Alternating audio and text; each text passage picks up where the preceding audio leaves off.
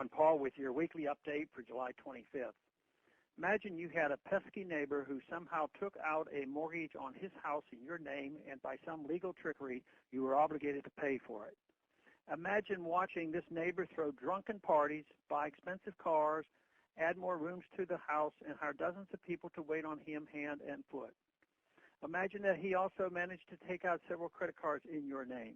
One by one, he would max them out and then use your good name and credit to obtain another credit card, then another, and then another. Each time this neighbor would claim that he needed the new credit card to pay interest on the other maxed out credit cards.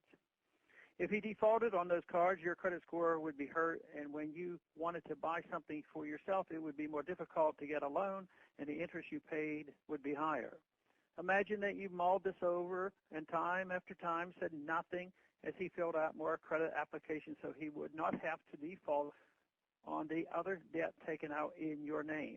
Meanwhile, another shiny new Mercedes appears in his driveway.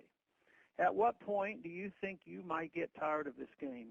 And even though you are left with no really good options, do you think you might eventually tell him to go ahead and default? Just stop spending your money. This analogy demonstrates the position we are in with our government and the debt ceiling.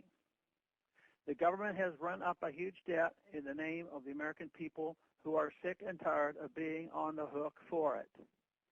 There are no really good options left. Defaulting on a portion of the debt may not be without cost, but it is better than handing the government yet another credit card. The government is using the usual scare tactics to strong-arm the people into going along with more spending. Remember the rhetoric surrounding the big bailout of October 2008? We were told not that this would be a calamitous for the banks, but for the people who would continue to experience massive job losses and foreclosures. We were told that the economy would sink into a deep recession if this money was not handed out to too-big-to-fail corporate cronies. So after much hand-wringing, leaders from both parties against unprecedented public outcry agreed to shower money on the banks and increase the debt. The banks learned nothing except that Washington will come to their rescue no matter what. The people, however, continue to lose their jobs and houses anyway, and here we are, still in a deep recession. When you read the above example, your first reaction might have been to dismiss the neighbor's debt as illegitimate and in no way your responsibility or your problem. You would be right. No fair-minded legal system would hold you responsible for such a debt and would instead cart your thieving neighbor off to jail. That Congress can impose liabilities on you, your children and grandchildren without your consent and even without your knowledge.